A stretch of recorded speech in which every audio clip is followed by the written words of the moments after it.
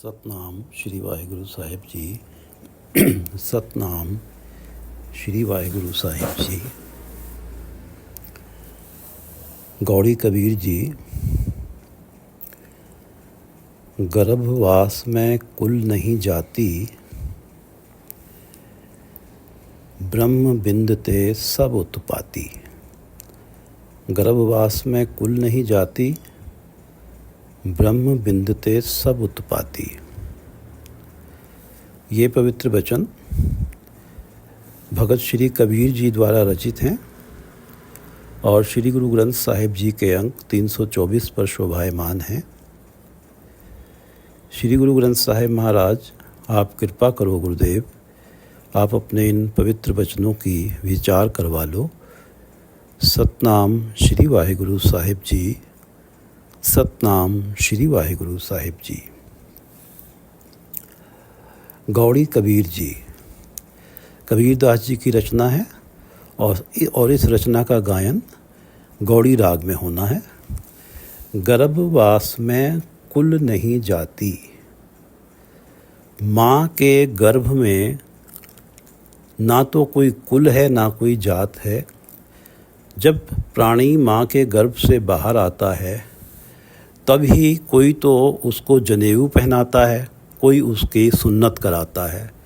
माँ के गर्भ में माँ के गर्भ से ना तो कोई जनेऊ पहन के आता है, ना ही कोई सुन्नत करा के आता है। माँ के पेट में ना तो कोई कुल होता है ना कोई जात होती है। गर्भवास में कुल नहीं जाती, ब्रह्म बिंद ते सब उत्पाती। ब्रह्म बिंद परमात्मा का अंश, परमात्मा के अंश से ही सभी का उत्पत्ति हुई है। परमात्मा ही सबका मूल है। गर्भवास में कुल नहीं जाती, ब्रह्म बिंद ते सब उत्पाती। कहोरे पंडित बामन कब के हुए, बामन कह के जन्म मत खोए। कबीरदास जी कह रहे हैं कि कहोरे पंडित से कह रहे हैं कि आप ब्राह्मण कब के हो गए। कहोरे पंडित बामन कब के हुए, बामन कह के जन्म मत खोए। मैं ब्राह्मण हूँ, मेरी सबसे ऊंची जात है, ये बार बार कह के इसका अहंकार करके अपना ये मनुष्य जन्म व्यर्थ मत गंवाओ। बामन कह के जन्म मत खोए, क्योंकि मनुष्य जन्म तो मिला है परमात्मा का नाम जपने के लिए, परमात्मा से एकाकार करने के लिए। अगर मन में अहंकार आ गया कि मैं ऊंची जाति का हूँ तो परमात्मा से एकाकार होगा नहीं, मोक्ष मिलेगा नहीं, ये जन्म मरण का चक्र ही आगे रह जाएगा। कहोरे पंडित बामन कब के हुए, जबकि ये बताया गया है ऊपर कि गर्भवास में कुल नहीं जाती, ब्रह्म बिंदते सब उत्पाती। तो कहोरे पंडित तुम कब से ब्राह्मण हो गए। कहोरे पंडित बामन कब के हुए, जबकि गर्भवास में तो कुल और जाति है ही नहीं। कहोरे पंडित बामन कब के हुए, बामन कह के जन्म मत खोए रहाओ। ये दो पंक्तियां शब्द का रहाओ हैं। जो तू ब्राह्मण ब्राह्मणी जाया, तो आन बाट काहे नहीं आया। जो तू ब्राह्मण जो है, ब्राह्मण की ये अवस्था होती है कि संध्या प्रातः स्नान कराही, काया रत बहु रूप रचाही। ब्राह्मण जो हैं दो बार तीन बार स्नान करते हैं, शरीर की पवित्रता का बहुत ध्यान रखते हैं और काया रत बहु रूप रचाई, माथे पे तिलक लगाते हैं, माथे पे पूरा, कई बार माथा जो है पूरा का पूरा चंदन लेप से भर लेते हैं। तो ब्राह्मण तो बहुत ही पवित्र, सुच्चे, निर्मल जीवन व्यतीत करते हैं, जिसमें कि पवित्रता, देह की पवित्रता का बहुत ख्याल रखते हैं।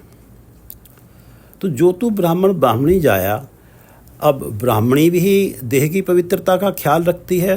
तू पैदा हुआ है, तू ब्राह्मण है, तो तुझे भी देह का पवित्रता का ख्याल रखती है। नेचुरल है कि तो आन बाट काहे नहीं आया। अब गर्भावस्था से जब प्राणी बाहर आता है तो दोनों के लिए एक ही रास्ता है, चाहे वो शूद्र माँ के पेट से जन्मा है, चाहे ब्राह्मणी माँ के पेट से जन्मा है। और वैसा ही वो मलिन है, कुचील है, फिल्दी है, इतना अपवित्र है कि उसे गुनगुने पानी से धोए बिना, उसको नहलाए बिना माँ के समक्ष भी दाई नहीं रखती।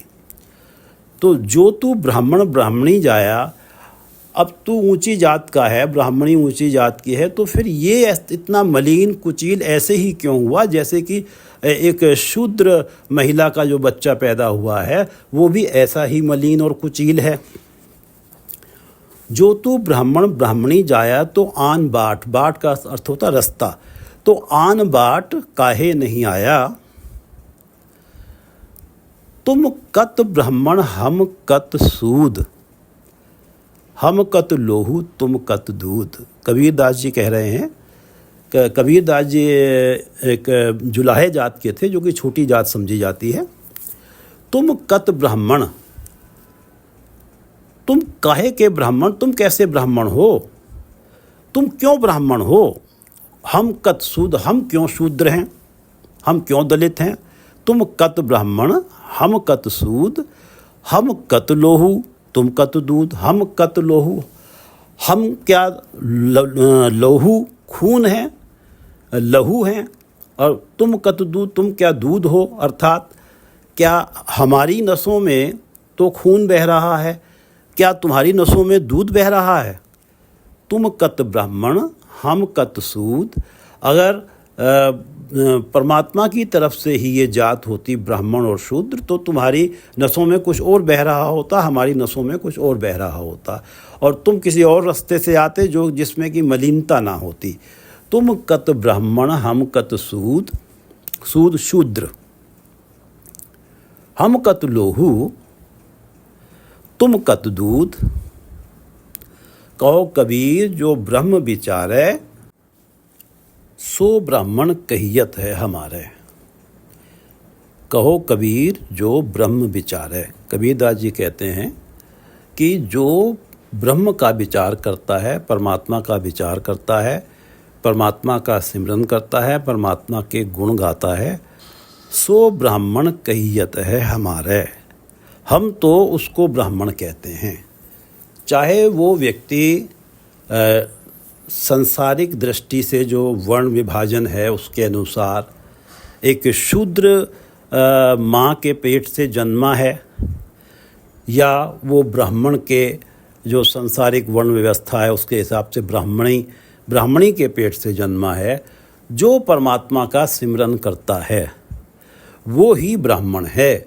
और जो ब्राह्मण जो संसारिकता के हिसाब से ब्राह्मण जाति में पैदा हुआ है और वो पतित कर्म कर रहा है, माया के मोह में है, विकारों में फंसा हुआ है, तो हम तो उसे नीच कहते हैं।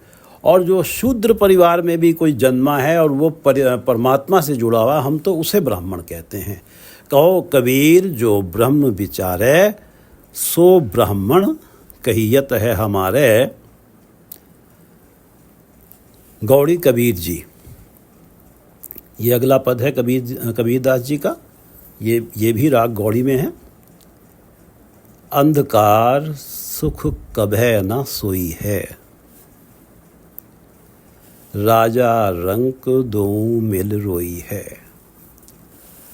परमात्मा के नाम से अलग, परमात्मा के नाम के प्रति अज्ञानी, और जो ये सोचता है कि ये मनुष्य जन्म में जो माया के पदार्थ हैं, जो माया के सुख देने वाले पदार्थ हैं, इन्हें जितना अधिकतम प्राप्त कर लेंगे हम उतने ही सुखी हो जाएंगे, और परमात्मा के नाम की तरफ जरा सा भी ध्यान नहीं देते, केवल उनका ध्यान माया के सुखों को अर्जित करने में लगा रहता है। ये जो इस अज्ञान रूपी अंधकार में जो लोग सोए हुए हैं या इस अज्ञान रूपी अंधकार में जीवन व्यतीत कर रहे हैं, अंधकार सुख कभै न सोई है। इस अवस्था में माया के मोह में लगे हुए प्राणियों के जीवन में कभी भी सुख नहीं होता। वो कभी भी सुख की नींद नहीं सोते। उनके जीवन में तृष्णावश चिंताएं, कलेश हमेशा रहता है, डर हमेशा बना रहता है, क्योंकि माया के सुखों को अर्जित करने के लिए वो अनैतिक और अन्यायपूर्ण कार्यों को करने से भी हिचकते नहीं हैं। अंधकार सुख कभै न सोई है, राजा रंक दोऊ मिल रोई है। चाहे कोई राजा हो, चाहे कोई रंक हो, गरीब हो, अगर कोई भी उनमें से माया के मोह में है, जिसने परमात्मा को भुला दिया है, उन दोनों ने तो रोना ही रोना है। ऐसे लोगों ने के जीवन में तो दुख ही दुख है। राजा धन के हिसाब से राजा और धन के हिसाब से दरिद्र, और या जाति के हिसाब से ब्राह्मण हो या जाति के हिसाब से शूद्र हो, जो भी माया के मोह में फंसा हुआ है उसके जीवन में तो दुख ही दुख हैं। अंधकार सुख कभै न सोई है, राजा रंक दोऊ मिल रोई है। जो पै रसना राम न कहिबो, उपजत बिनसत रोवत रहिबो। रहाओ, इस पद का सार हैं ये दो पंक्तियाँ। जो पे रसना राम ना कहिबो, जो पे जब तक रसना राम ना कहिबो, जब तक प्राणी अपनी रसना से राम नहीं कहता, जब तक अपने प्राणी अपनी रसना से परमात्मा का नाम नहीं जपता, जब तक प्राणी अपनी रसना से वाहेगुरु नहीं कहता, अपनी रसना से अल्लाह नहीं कहता, अपनी रसना से ओम नहीं कहता, तब तक जब जो पै रसना राम ना कहिबो, उपजत बिनसत रोवत रहिबो। हश्र यही होगा, उपजत बिनसत, जन्म लेगा, मरेगा और रोवत रहिबो, और दुख ही उठाता रहेगा, रोता ही रहेगा, जब तक रसना से परमात्मा के नाम का उच्चारण नहीं करेगा, जब तक परमात्मा के नाम के साथ अपना मन नहीं जोड़ेगा और माया के मोह से हटने के लिए सतगुरु की शरण में नहीं जाएगा। जो पै रसना राम ना कहिबो, उपजत बिनसत रोवत रहिबो। रहाओ, जस देखिए तरवर की छाया। माया के बारे में कह रहे हैं कि जस देखिए तरवर की छाया, प्राण गए कहो कांकी माया। जो संसारिक धन पदार्थ है, संसारिक हमारे रिश्तेदार हैं, हमारा कुटुंब है, जस देखिए तरवर की छाया, जैसे हम तरवर की छाया को देखते हैं। जस देखिए, जैसे हम देखते हैं तरवर वृक्ष की छाया को, कि सूर्य के साथ साथ सूर्य पूर्व में उदय होता है, पश्चिम में अस्त होता है। जब सूर्य पूर्व में है तो उसकी छाया पश्चिम की तरफ है, और जब सूर्य पश्चिम में चला जाएगा तो तरवर की छाया पूर्व की तरफ है। जैसे तरवर की छाया हमेशा नहीं रहती है, हमेशा नहीं रहती, जब सूर्य छिप गया तो उसकी छाया भी समाप्त हो गई। जस देखिए तरवर की छाया, प्राण गए कहो कांकी माया। यही माया का हाल है। जब व्यक्ति के प्राण चले जाते हैं तो ये माया किसकी हो गई, वो तो चला गया और ये माया का स्वामी कोई और बन जाता है। जस देखिए, ये जैसे तरवर की छाया, सुबह व्यक्ति सोचे एक जगह बैठ गया तरवर के नीचे कि अब मैं बेफिक्र हूँ, शाम तक मुझे छाया मिलेगी, तो वो दुखी होगा जब उसकी छाया दूसरी तरफ चली जाएगी। इसी तरह से जो माया है उसके जीवन में सदा नहीं टिकती। अगर टिकी भी, इस जीवन में टिक भी गई, तो उस माया का सुख मनुष्य जन्म समाप्त होने के बाद कहाँ से मिलेगा?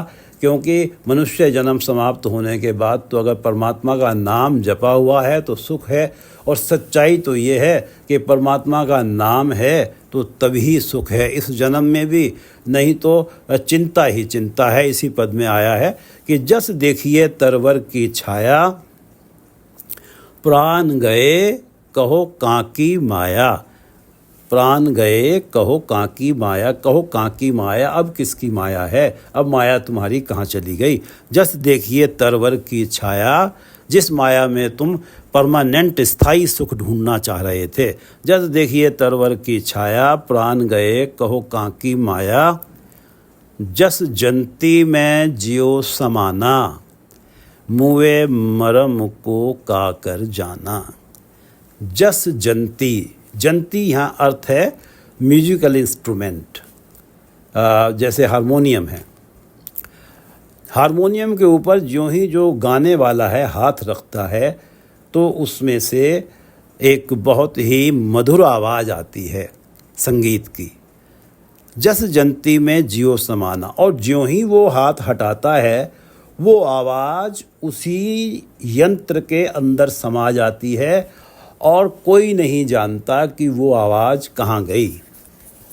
जस जंती में जियो समाना, मुए मरम को काकर जाना। ऐसे ही जब व्यक्ति इस शरीर को छोड़ देता है, मर जाता है, अब उसकी आत्मा कहाँ गई, क्या हुआ, उसका भेद, मुए मरम, मरे हुए की आत्मा का भेद कोई नहीं जानता। कोई नहीं कह सकता कि उसे मोक्ष प्राप्त हुआ है या जन्म मरण के चक्र में फंसा है। ये अवस्था वैसी ही है जैसे जब उस पे यंत्र पे हाथ रखा तो आवाज़ आई, हाथ हटाया तो पता नहीं वो आवाज़ कहाँ गई। ऐसे ही प्राणी के अंदर परमात्मा की ज्योत रखी हुई है तो आवाज़ है, जीवन है। ज्यों ही ज्योत हटी जीवन समाप्त, और अब ये पता नहीं है कि वो ज्योत कहाँ गई।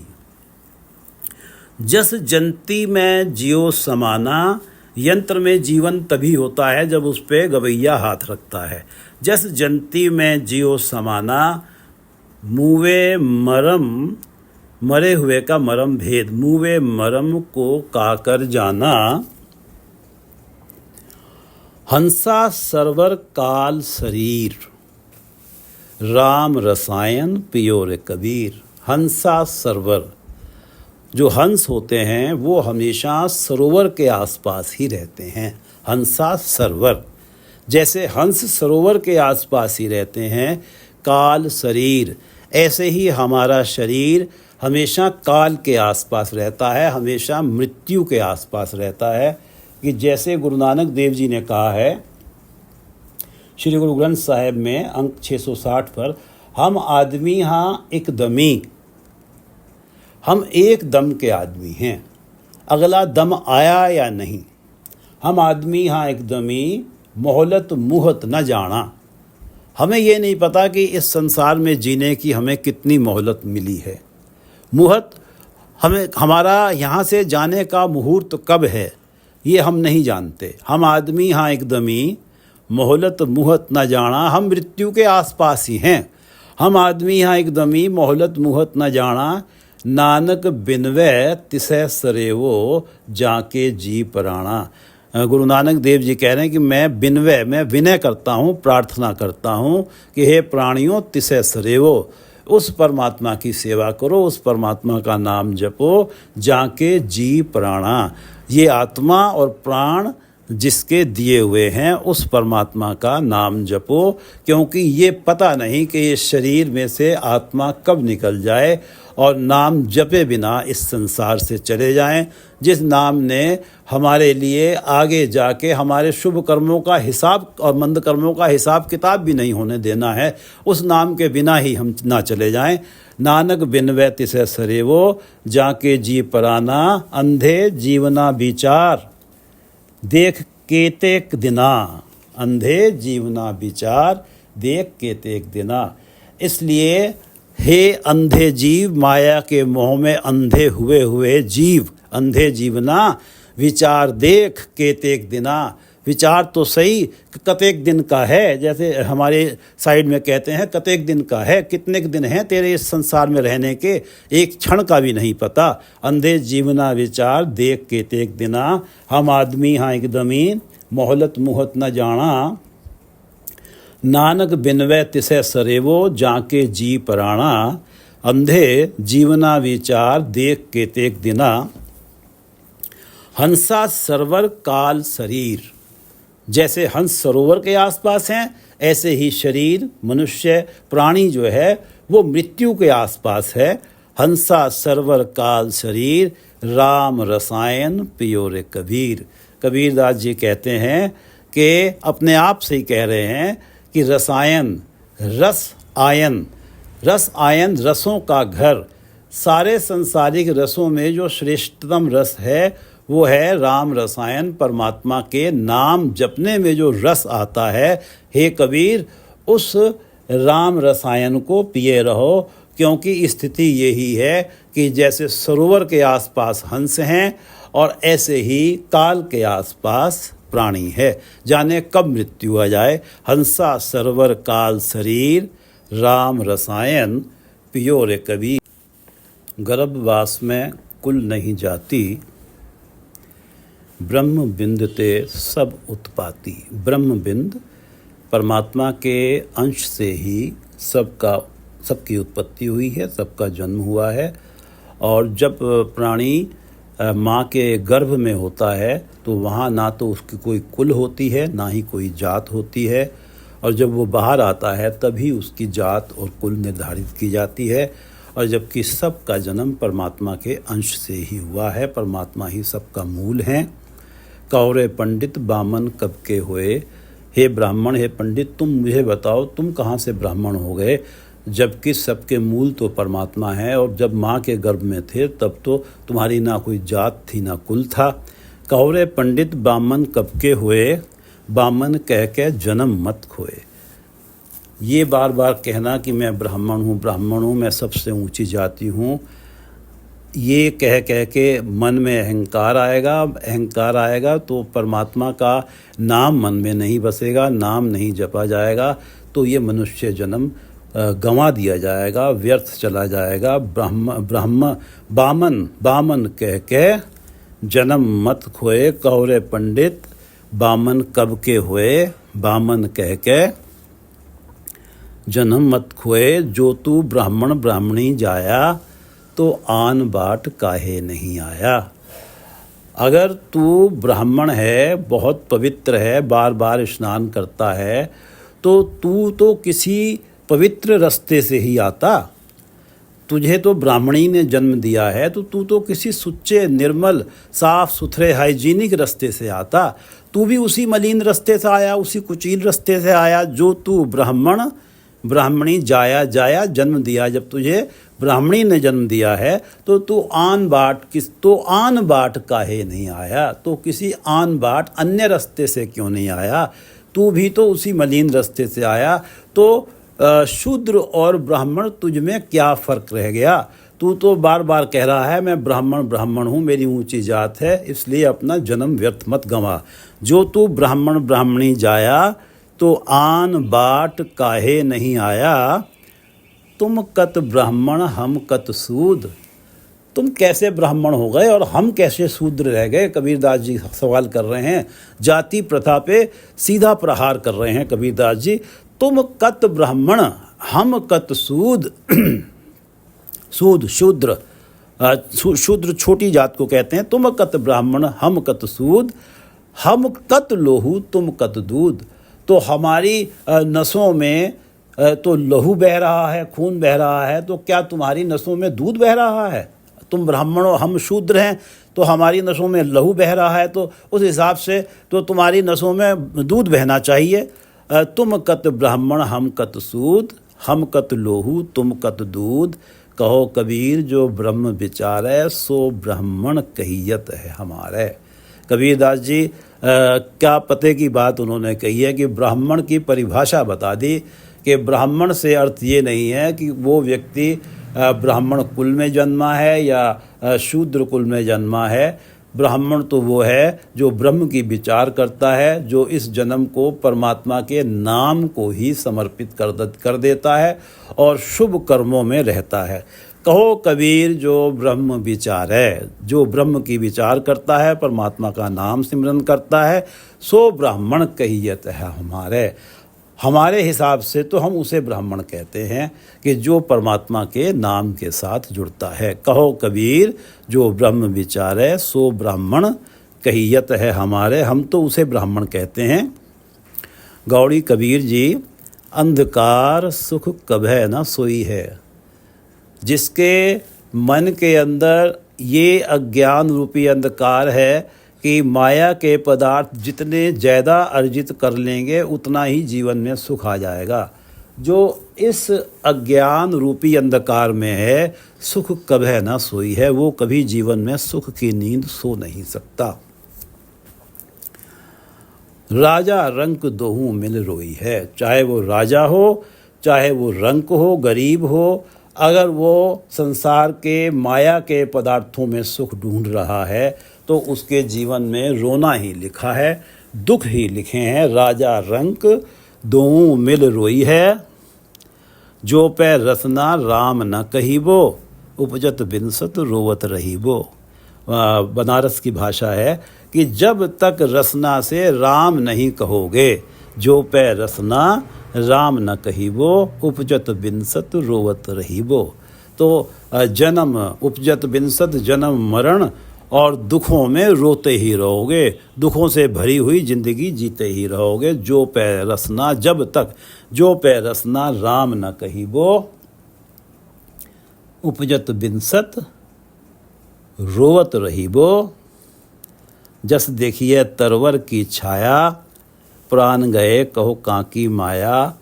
जिस माया में तू स्थायी सुख ढूंढ रहा है, उसकी तो स्थिति ये है कि जैसे तरवर की छाया, वृक्ष की छाया कभी साथ देती नहीं है।